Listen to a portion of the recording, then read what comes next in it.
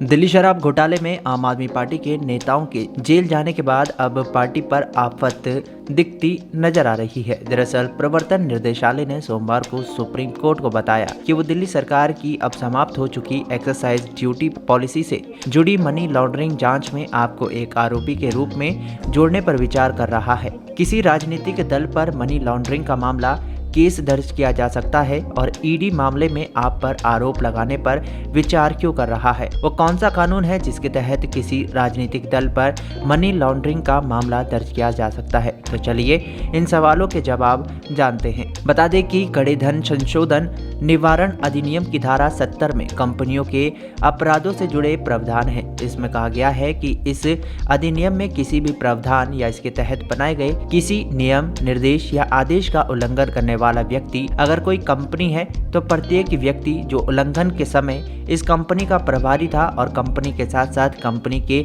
व्यवसाय के संचालन के लिए कंपनी के प्रति जिम्मेदार था, उसे उल्लंघन का दोषी माना जाएगा और उसके खिलाफ कार्रवाई की जाएगी और उचित दंड भी दिया जाएगा। हालांकि एक राजनीतिक दल कंपनी अधिनियम 2013 के तहत शामिल कंपनी नहीं है, लेकिन प्रावधान में एक महत्वपूर्ण व्याख्या है जो एक राजनीतिक दल को मनी लॉन्ड्रिंग विरोधी कानून के दायरे में ला सकती है।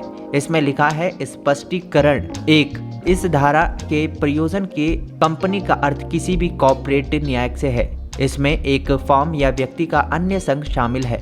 पेच यही है वो ये कि टर्म व्यक्तियों का संघ में एक राजनीतिक दल शामिल हो सकता है। लोक प्रतिनिधित्व अधिनियम की धारा 29A के अनुसार कोई पार्टी भारत की व्यक्तिगत नागरिकों का कोई संघ या निकाय है जो खुद को एक राजनीतिक दल कहता है।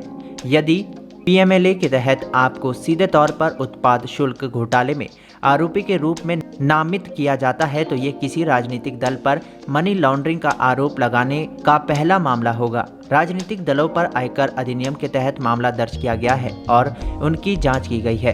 ट्रस्ट और एनजीओ पहले से ही पीएमएलए के दायरे में है। मई में वित्त मंत्रालय ने एक अधिसूचना में एक एक्सप्रेस ट्रस्ट के ट्रस्टियों को भी पीएमएलए के भीतर शामिल किया। ईडी का मुख्य आरोप यह है कि आपको एक्सरसाइज ड्यूटी स्कैम में अपराध से प्राप्त आय मिली है। पीएमएलए की धारा 70 की दूसरी व्याख्या में कहा गया है कि कंपनी पर मुकदमा चलाया जा सकता है, भले ही किसी कानून, न्यायिक व्यक्ति या अभियोजन या दोष सिद्धि पर निर्भर हो। इसका मतलब ये है कि भले ही सिसोदिया और अन्य लोगों से जुड़े मामले गिर जाएं, फिर भी राजनीतिक दल पर मनी लॉन्ड्रिंग के लिए अलग से मुकदमा चलाया जा सकता है। जहां सिसोदिया को फरवरी में गिरफ्तार किया गया था और आपके मीडिया प्रभारी विजय नायर को पिछले साल सितंबर में गिरफ्तार किया गया था, तो वहीं पार्टी के राज्यसभा सांसद संजय सिंह को इसी महीने की शुरुआत में गिरफ्तार किया गया है। ईडी की ओर से पेश हुए अतिरिक्त सॉलिसिटर जनरल एसपी राजू ने सुप्रीम कोर्ट को बताया कि आप पर विवादित दायित्व के संबंध में अतिरिक्त जांच कराने के लिए पीएमएलए के तहत मामला दर्ज किया जा सकता है। न्यायमूर्ति संजीव खन्ना, न्यायमूर्ति एसबीएन भट्टी की पीठ के समक्ष ये बयान दिल्ली के पूर्व उप मुख्यमंत्री मनीष सिसोदिया की जमानत की मांग पर सुनवाई के दौरान दिया गया है। एएसजी राजू का बयान 4 अक्टूबर को पिछली सुनवाई में बेंच की टिप्पणी के जवाब में था कि ईडी के मामले के अनुसार अपराध से कई कमाइयों का प्राप्तकर्ता एक राजनीतिक दल था, न कि सिसोदिया। पीठ ने तब पूछा कि पार्टी को भी आरोपी क्यों नहीं बनाया गया। जस्टिस खन्ना ने कहा था, जहां तक पीएमएलए का सवाल है, आपका पूरा मामला ये है कि ये एक राजनीतिक दल के पास गया। वो राजनीतिक दल अभी भी आरोपी नहीं है।